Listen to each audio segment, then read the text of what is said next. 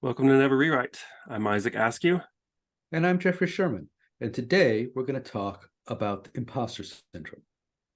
So, Isaac, could you start us off? What is imposter syndrome?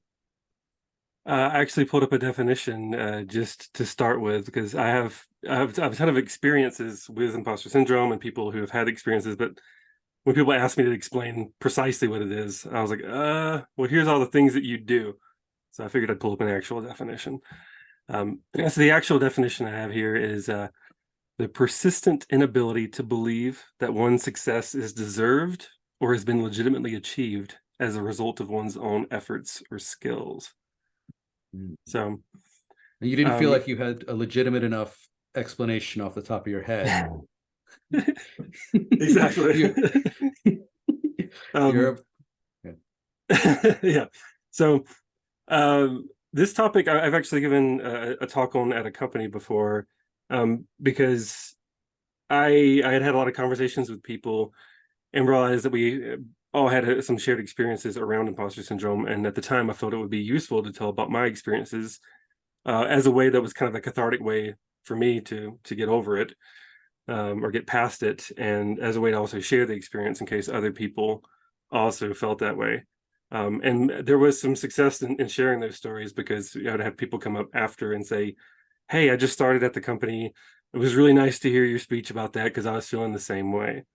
And how they were usually feeling is they're extended an offer to a company. They nailed the interview, but internally they're like, "Oh, well, maybe I tricked them or something." Because like maybe I'm not really deserving of this. Because once they get and see all the company stuff, they're at the big time company now, they earn a lot more money than they did right out of college. It's like you're in the post college, maybe early startup phase, and there's a lot of venture capital, and the salaries are a little higher. And you see all this, and you're like, "Whoa, I'm not. I just came out of college, and I'm not that good." And you look and see the code base, and you see a lot of complicated code that you're probably not used to, because every company's got their own, code that's very unique to them. But also, you're well, yeah, coming you don't from. have the Go you don't have ahead. the context that really complicated, complex code is probably bad. Right, right. And so, like, this is kind of like what we're talking about in earlier episodes, like coming from an academic background. You're taught to build things a certain way, and then you're kind of trained on that way. Like, here's how to normalize a database, or here's how to. I usually don't have one on refactoring code or anything, but here's how to like clean up code, or here's how to make brand new code. Here's an assignment, go do that. And in the real world, no one cares about normalizing your database until it becomes like a bottleneck, or there's a reason to. No one cares about like going through and cleaning up code or properly using inheritance unless there's a reason to. Like, they give you a new feature and say work on this, and then you see a bunch of entangled code. You realize none of the code you're looking at are remotely similar to the examples you were given in an academic setting, because they're trying to give you good practices, and they don't teach you about how here's all the bad code you're actually going to experience. And then you go, whoa, wait a minute. I know the interview, but I have no idea what I'm doing here. Did I trick them somehow into thinking I'm better than I am? Do I actually deserve this job? So you have a lot of self-doubt. And that's the primary kind of factor that's in a lot of the conversations around imposter syndrome, is like doubting that you should be where you are. Okay, totally understandable. So if you get a new job, or you come to a new company, or you've got this new promotion, and now you're like, oh, do I really, like, am I really good enough? Right? I'm not Linux Torvalds. I'm not invent Linux right here and write my own compilers. Am I good enough to be a programmer? And so, how do you start getting it? Like, is acknowledging it the first step that you should, or do you look for ways to quantify? Yeah, well, I guess I've never thought about like steps, like here's the 5-step process. I know we like doing this in the show. The 5-step Five-step process process. to get over imposter syndrome. Very buzzword, almost like a clickbait kind of Clickbait, YouTube yeah. video. Isaac's 5-step um, process to get over imposter syndrome. but I think, Are yeah. you good enough to take them? Yeah, exactly. So I think the first step, maybe, or one of the steps, is yeah, kind of acknowledging that you might have it, or talking about it. The worst Hmm. thing you can do is just be quiet, because like some people are like, "Well, I don't want to ask questions because then it will become very apparent that I don't know how to do what I'm supposed to know how to do." Because Hmm. if I ask, "How do I work on this?" or it's a stupid question and it's something I feel like I should have learned in college, but I don't know how to do, they're going to look at me and go, "Why are they here? Like, who is this guy?" You know, like they should already know this particular format that we're saving stuff in, or they should know this standard. This is like basic stuff. And Right. How do half you the not have the time, whole HTTP spec memorized? yeah, You just got out of college. It's only like 1,000 pages. right. So there's that's an invisible and kind of like often imaginary enemy that you have, Hmm. is like your own thoughts on, if I ask questions, what could happen. And Right. What will I people had think at of the me? time I had a fair amount of anxiety because I was trying to make a good impression. One of my first companies outside of college, I was trying to make a good impression. I didn't know some of the code. I didn't want to ask questions because it would look like I was not smart enough to figure it out on my own. And I literally had like this kind of nightmare situation where I was like, I honestly felt like if I asked too many dumb questions, they'd be like, "We made a mistake. We're gonna fire this guy."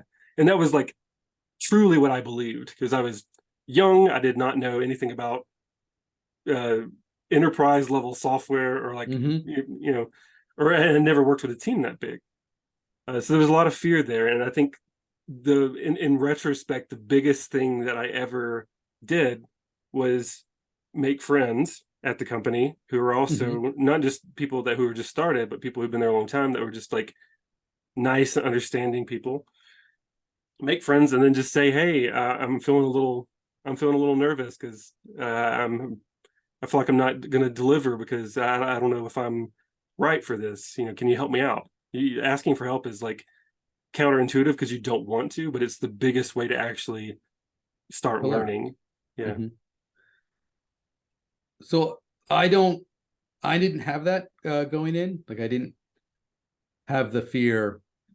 But what I have noticed, or I have learned, especially as I've gotten more senior, is as a more senior developer, especially if I'm the most senior developer in the room, it's my responsibility to ask the dumb questions because other developers won't. Right. So if I to be an advocate or just to be a good leader, if I suspect people don't understand, or if I don't understand, but I know I can figure it out, if it's a meeting, it's a great time to ask someone because then you get to ask all the stupid questions in the room, which one gives everybody permission to not Yeah. understand, and two, it asks for them, and three, it often reveals an answer that you didn't expect when it's like, oh, Mhm. I didn't understand that, or I did and the other person didn't, and this was going to be a problem. Equally possible. I find that to be really kind. I think knowing that if you ask a question, or other people might be too scared to ask a question, and going ahead and asking a question for them for that, like that's just a very kind thing to do for someone. In fact, that reminds me of, I think I was poking fun at my friend like in middle school or something because we learned something in a math lesson, and Mm-hmm. he asked the question again. And I knew he knew the answer, but he asked the question from the teacher, and I was like, "What? You already know the answer to that. Why are you asking?" And he's like, "Well, my friend, I don't think he understands, and I'm trying to do that. That way, she'll describe it again." And I was like, "Oh, that's really, Yeah. really just a kind gesture." So I appreciate that that kind of thing. Thank you for that. Yeah. Okay. So talking about it, making friends who can help you in a less public setting. Hmm. Uh, good. So how do you? So you get over, or helps you get over that first initial thing, right? So now you have the job, you don't get fired in the first 6 months, Hmm. which is ipso facto proof that you're good enough, Right. at least in the U.S. Uh, that obviously that doesn't solve the problem, right? Then because Yeah. it's the nagging, persistent in the back of your head. So once you're over the initial, right, you're into the code base, you're making reasonable contributions. They haven't fired you, they haven't put you on a pip. Hmm. Uh, so external evidence is showing that you are at least good enough Right. just to keep the job. How do you now silence the doubts? Because now there's some Well, evidence, but still the doubts come. right. Well, you hit on something important there, and that it's like now you have that history. So it's Mhm. almost like an exposure therapy kind of thing, where now that you keep coming to work every day, you continue to have a job every day. You Mhm. keep building new things, you keep learning things, asking questions. Over time, you build that experience. So you're right in that you can still have that kind of nagging feeling. Mhm. Um, but the more you end up showing to work and learning new things and working with people, the more confident you can be. And especially if like somebody suddenly comes to you and has a question for you and you can answer it for them. So I would Mhm. say try to mentor people too. Even if you don't feel like you're good enough to mentor, which it can be very similar vein as imposter syndrome. But you could still look at people who just came into the company who are very fresh, who went through the same feelings that you went through, and then go, "Oh, Mhm. they're new here. I've only been here 6 months, but I can tell you this is how I got onboarded. These are the things that helped me feel like I was contributing and ramped up." And in doing that, you can actually, it's almost like once you can teach something to someone, you realize you've learned it yourself. So it helps kind of establish, Right. oh, I did learn a lot. I am doing good things here. I am helping this person who's new here feel comfortable, and now they're delivering. The cycle continues. Right. That almost sounds like, so the first proof that we talked about, the first thing that we are talking about, so it's the external validation of, well, I've got a job and they didn't fire me, Hmm. therefore they must think I'm good enough. Now you're saying, okay, now that you've got some history, you can start teaching others, and teaching is a proof that you actually understand. You can't teach what you don't understand. Hmm. And so that becomes, it's still an external proof because the proof is that somebody else understands what you're teaching them, but it Yeah. becomes a more internal proof. Like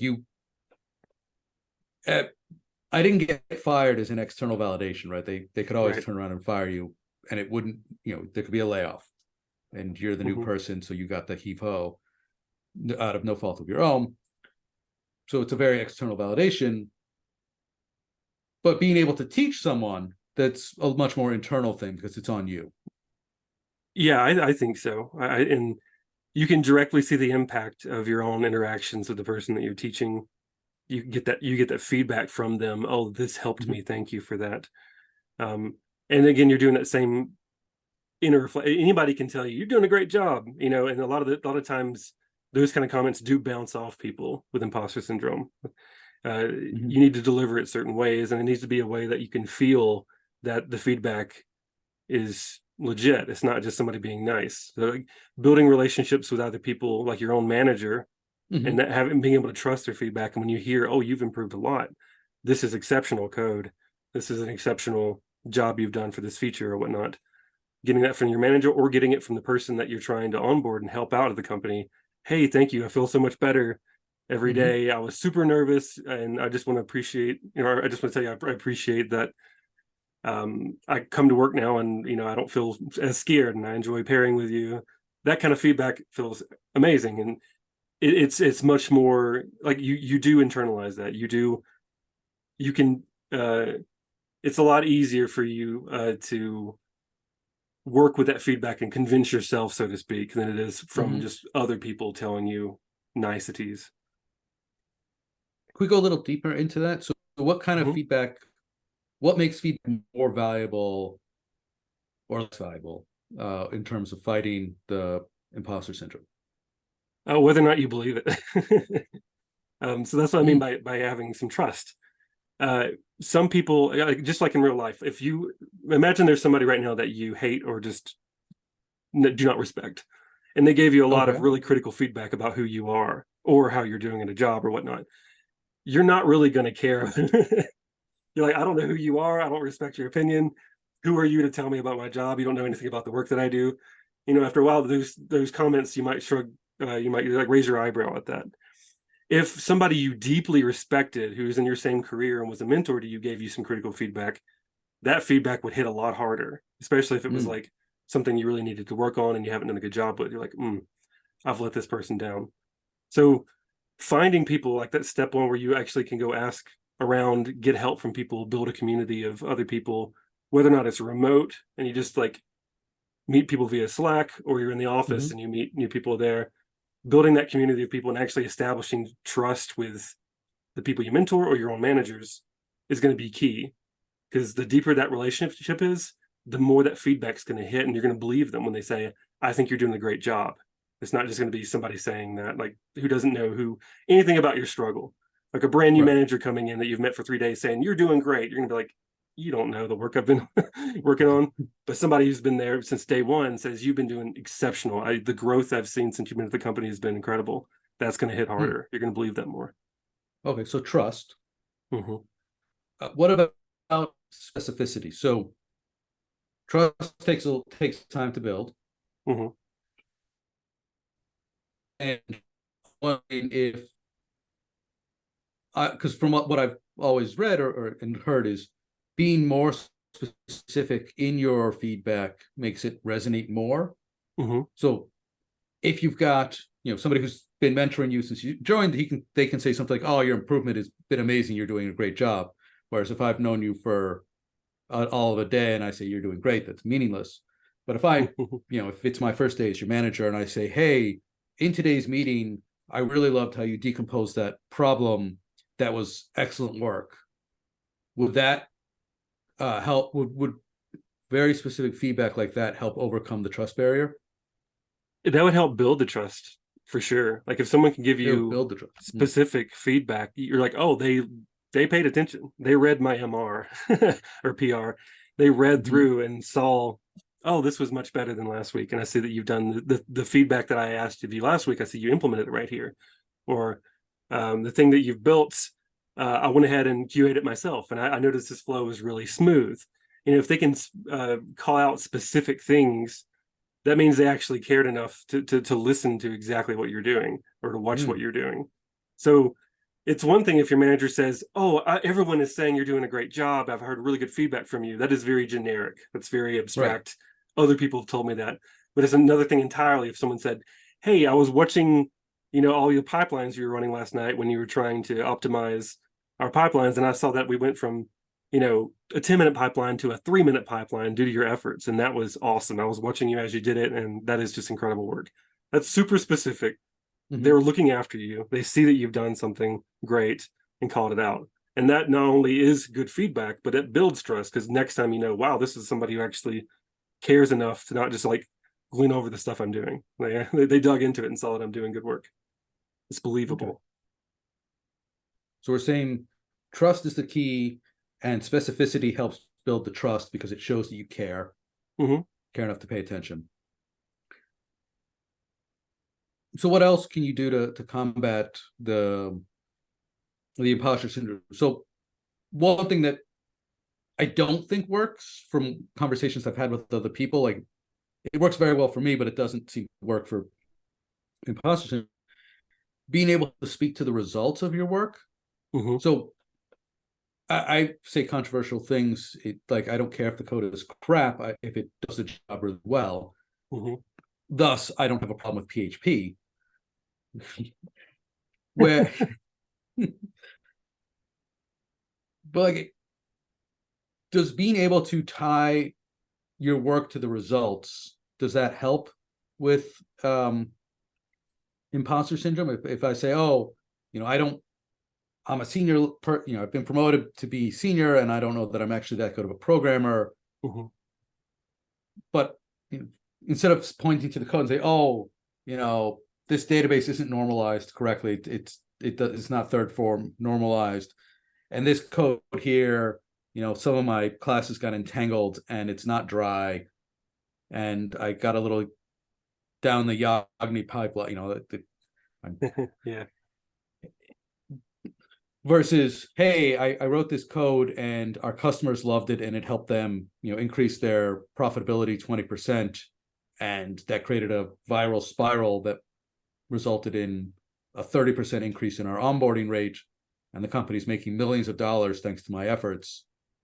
Wait a minute, why am I only a senior developer here? Right. That's a really interesting question.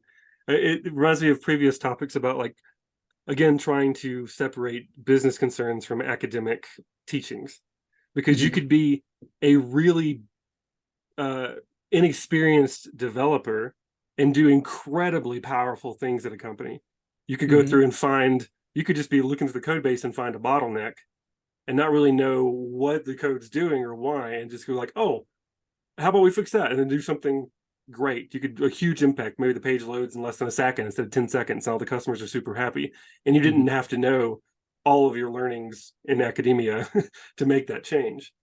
So it's an interesting concept, because if you kept getting promoted for doing things like that, and you're like, well, actually, I'm using a 100th of all the things I learned at school, so to speak, Mm. then you're like, huh, So this could make it it could be worse. confusing. Hmm? It could make it worse. It could be, I'm not, if you're having imposter syndrome about being a good developer, Hmm. right? You don't know that you really deserve to be a good developer, and you hit on business solutions to problems that are not particularly, you find non-technical, basic coding solutions Exactly. to problems that might you would feel, you'd be praised, your company would promote you, but you might feel, oh well, this is just Yeah. basic crud work that I'm doing. It's nothing special. I shouldn't be a senior developer. I'm not a good enough developer to be a senior. Whereas the actual super senior developers are like, oh, great, your code is so simple. It's perfect. Yeah. But Yeah, exactly. I could see that valley of, oh, I'm being promoted because I've had successful business outcomes, and I'm not being promoted because I'm a successful programmer. That, yeah, again, that's another facet to it, which can make it Mm-hmm. super complex, right? Because you can actually do like, one thing I think I've had to learn in my career is that clean code doesn't necessarily matter in many cases if you solve the customer's problem. And that was super hard for me to unlearn, because someone could be like, Isaac, we want you to do a quick fix for this one particular customer. And I'd be like, oh, well, that's just adding another if statement for if customer ID equals that. And like, this is silly. This is sloppy code. But if you slap it on there and then you demo it later and you sign a contract with a customer, because they're like, oh wow, you got this delivered so quickly, even though it was sloppy, is that bad? From a developer perspective, you're like, this is terrible. I've written terrible non-scalable code, non-clean code. From a business perspective, everyone loves that. Like, you landed a new contract because how quick you were to deliver that. And Mm-hmm. so there's definitely two different avenues where your inner developer, your inner experienced person's going, I'm judging myself for the lack of a clean answer. And then you're getting accolades from a business side. So you have to, a lot of that will just take time and experience to understand. You can still be a valuable employee without being a perfect, experienced, best developer. So you can Mm. still help out. So you should try to divorce this concept of being the best in my trade to being valuable to help your company grow. Could that be an aspect of imposter syndrome that people are fighting, where even if you, like, hey, I Mhm. keep my job and people are saying I'm doing a great job and I'm bringing in lots of business, but there's this tension now between, oh well, yes, I'm good at my job and I deserve my job, but I'm still a Mhm. terrible programmer, Yeah, which I guess could actually be true. for sure.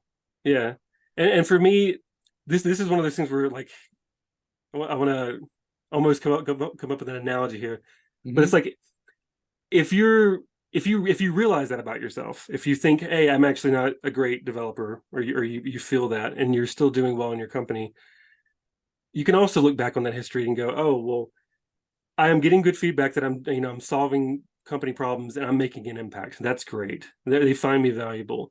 And there's still things I can work on in the programming side of things that I would like to be. So even though I've been given a title that I feel like I haven't grown into yet, that's Mm-hmm. not necessarily a bad thing. Like, if we go in on Halloween and see kids wearing Batman masks, we don't go, "You're not Batman. That's stupid. Why would you do that? Why would you I, wear a mask I lying about who you are?" It's feel what like they I've want seen to that in a be. sitcom with terrible people. They're working towards being that image. They Right. admire that. If you put on a senior developer mask, or you're given that title, that's what you're working towards. And people look at you, go, "Oh, that they're trying to be a senior developer, or they are a senior developer." Doesn't matter. All that matters is your own internal feelings about it.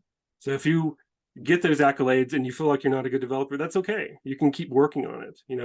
If you have a good enough relationship with your colleagues and a good environment in which you can ask questions and keep growing, people are still going to be really happy that you're delivering value, even if you don't know if you haven't read all the best programming books out there and know all the concepts everyone should know at that point in their career. Okay. I guess that to summarize that, what you're saying is if you have imposter syndrome, I guess separate it from, or at least try to separate, I have imposter syndrome, I don't deserve this job. That you can hopefully fix by keeping the job and by doing a good job and getting promoted. It may not help you with the I'm not a good developer imposter syndrome, because there's not it's not a tightly coupled thing, right? Your job and your trade are not coupled as well as they should be. Similarly in a lot of creative trades, right? There are lots of amazing artists who labor in obscurity, and then mediocre artists hit on something and become wildly famous and popular. Right. I feel like in the 80s, I always remember people like, oh yes, all these pop stars, they're not really good singers. It's like, okay, but they're very good entertainers. Right. And so we can be judgmental and say, and I've done this too with certain pop artists where I'm like, I do not understand why people like this artist, but clearly they're delivering value. Whether or not you think they're, the most musically gifted person you've ever met, or they're just somebody who like writes a catchy 4-chord song and everyone loves it. If they deliver value and they make people happy, you have to go back to yourself and be like, why are you angry at them?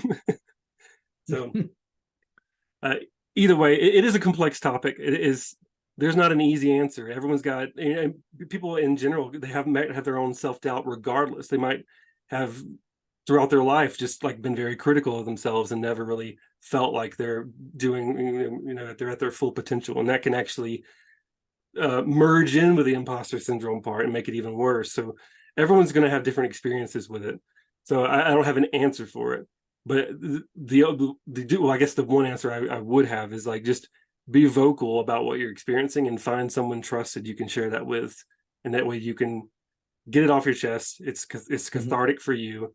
They can give you feedback. You trust their feedback. And over time, in my experience, over the years, those feelings get less and less. It's like an exposure therapy. The more you show up every day, honestly, ask those questions, get that good feedback, build those really valuable relationships with people, the more you're going to feel, or rather, the less you're going to feel like an imposter, the more you're going to feel like, okay, I am doing my job, or at least different aspects of that will be lessened and be tolerable.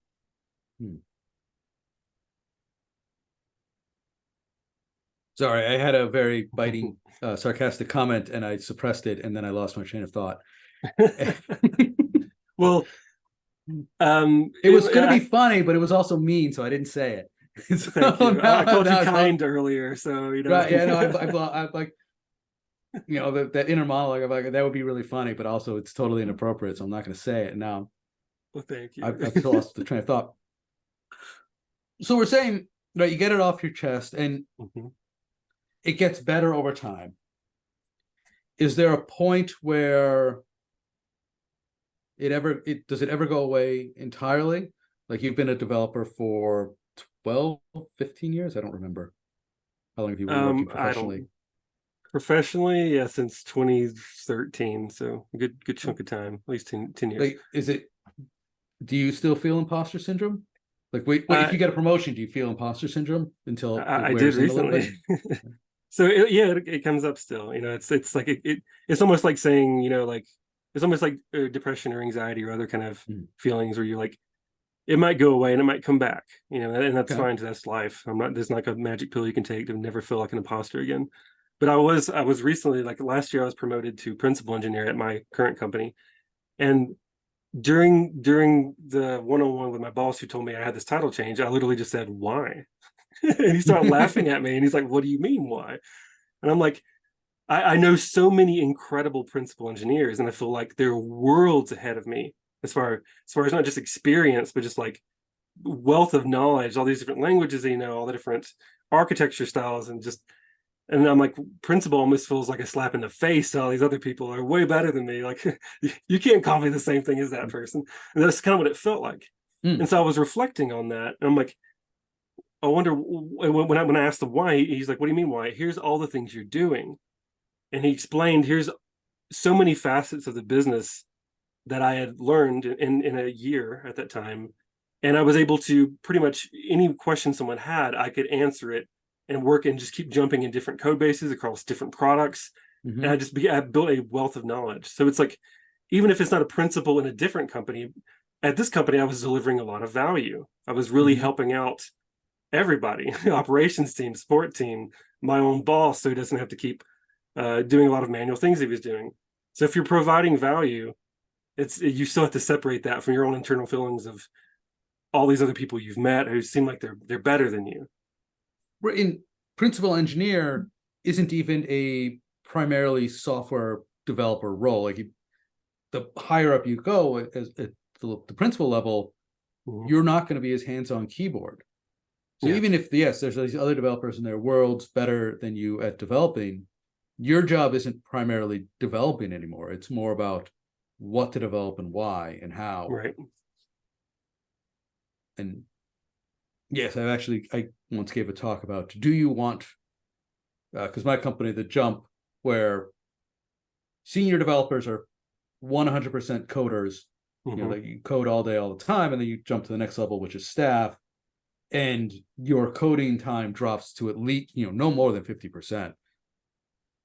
And so I gave a talk about that. Like, you know, there's no shame in saying I want to code all day and I don't want the next title, because the next title means less coding.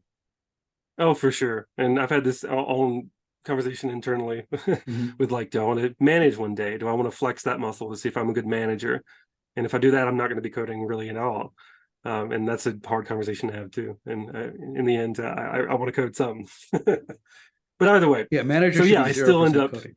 yeah, I still end up feeling imposter syndrome from now and then, because like it's almost like asking you, do you ever doubt yourself? Well, of course. And Yeah, I that doubt doubt myself. is good sometimes. I do want to. This kind of segues nicely into the opposite problem. Where if I didn't doubt myself at all, then I probably wouldn't learn from anybody. I probably wouldn't ask any questions. I would just kind of go straight forward into, this is the answer. I'm right all the time. I'm the greatest at what I do. Right. So I've met that's those developers. right. So the opposite of imposter syndrome, or maybe not the opposite, but and the other another side of the spectrum, so to speak, is the Dunning-Kruger effect. And I had that definition pulled up too because I thought it was interesting. It's cognitive bias in which people with limited competence in a domain overestimate their abilities. So it's somebody who's not good at the job at all, but they're so confident in how they deliver all of their solutions, or in a meeting with everybody and everyone's nodding their heads and they're like, wow, you delivered that in such a way that you must know what you're talking about, but they have no clue what they're doing. And we've all met people, from engineers to politicians, that act this way. And there's like there's so many psychologies at play here, because a lot of times people want a leader, or they want someone to tell them what to do or what to work on, because they're like, I don't want to. It's not my job to figure this out. They got it figured out. And so sometimes we seek that out. We seek that kind of leadership out. But once we find out it's fake, we get angry. So we want to be told what to do by people who know what they're doing. Right. Yeah, I heard a wonderful quote one time, which was, part of what private school lets you do, or part of what private school teaches you, is how to bullshit and sound authoritative, how to sound authoritative and confident while you're bullshitting. Right. So one of the primary values of a private school education that public school will not it's teach you. useful in certain trades too. Like if you're trying to sell something to somebody, even if, like, a lot of times, salespeople will promise things that have not yet been built. Sometimes it has been said that people might do that. But if you do a really good job selling, oh, we're going to have that. Yeah, we're building this feature. And you're so confident that, that we're going to solve your problem, that the other person goes, wow, I'm taken care of. That's super valuable. We find value in that in the society. We pay people a lot of money. We pay marketers a lot of money to make these messages and make people feel comfortable. Even if we can't deliver that promise at the time, we're still working on it in the background. Oh, it's such bad selling. Don't be that salesperson. Pardon? I said, don't be that salesperson. Oh no, I'm not a salesperson, but I'm just saying conceptually as a society, Yeah. we see that all the time. Yes. Excellent. So I guess before we wrap, let's go with the flip side. Mm-hmm. What if you wanted to have more imposter syndrome? What could you do to make yourself doubt more? We gotta examine the flip side here. So we talked about how to get rid or how to work against imposter syndrome. And I was reading, I'm totally blanking on the guy's name, but there was a American philosopher who was an amazing disaster planner. Mm-hmm. And he instead of asking himself, how do I prevent this disaster? He would say, how do I cause this disaster? So that he could then implement the opposite. So one of his great quotes was like, if I wanted to kill a lot of pilots, how would I design an airplane? Right.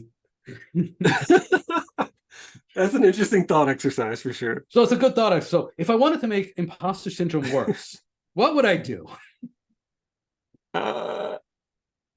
Continue to be rewarded for things that seem trivial. Okay, so reward people for trivial things. Would changing jobs often? Like I'm wondering, because we talked a lot about trust.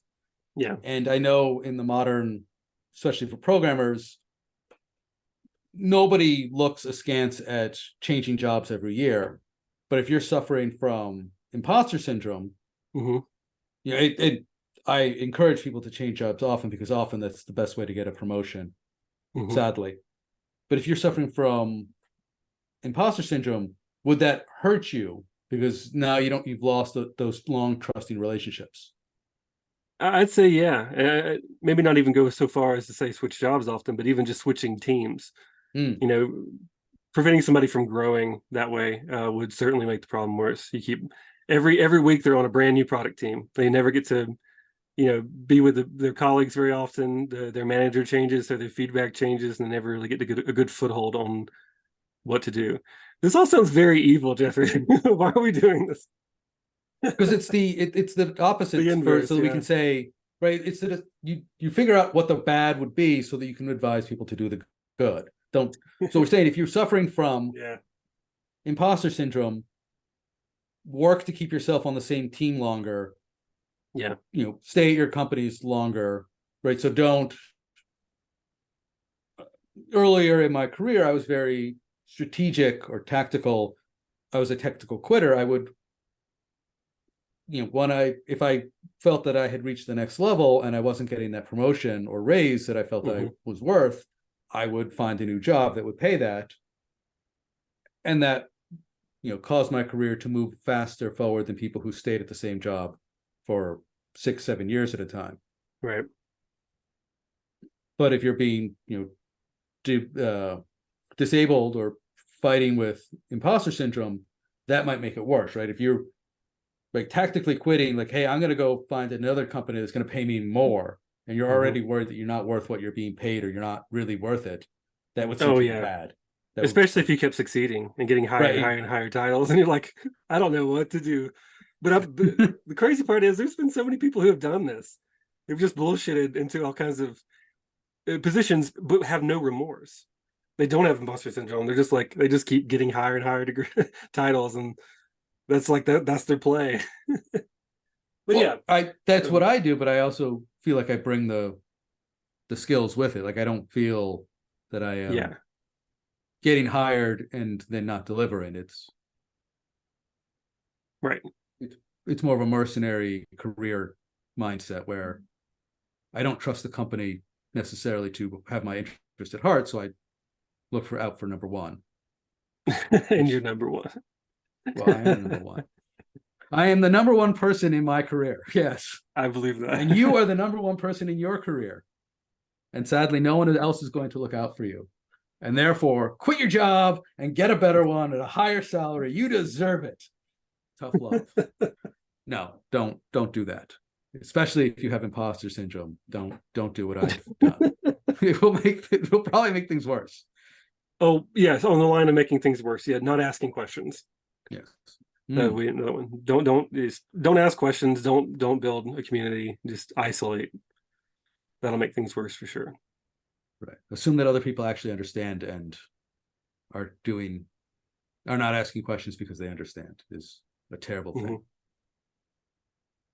All right. Have we gone through I the think topic we've beaten thoroughly? it. We're now around to we've closed the circle. We're now back to evil and having to remind people that we're talking evil to tell you what not to do, which You is have to always know dangerous evil. waters. That way you can appreciate good. Yes, the yin and the yang, Eastern philosophy by people who have no idea what they're talking about. But we're saying it very well, so this is Dunning-Kruger. Is a good way to leave. All right, all right. We're done here. We're done. All right. Thank you for listening. I'm Jeffrey Sherman. And I'm Isaac Askew, and this is Never Rewrite.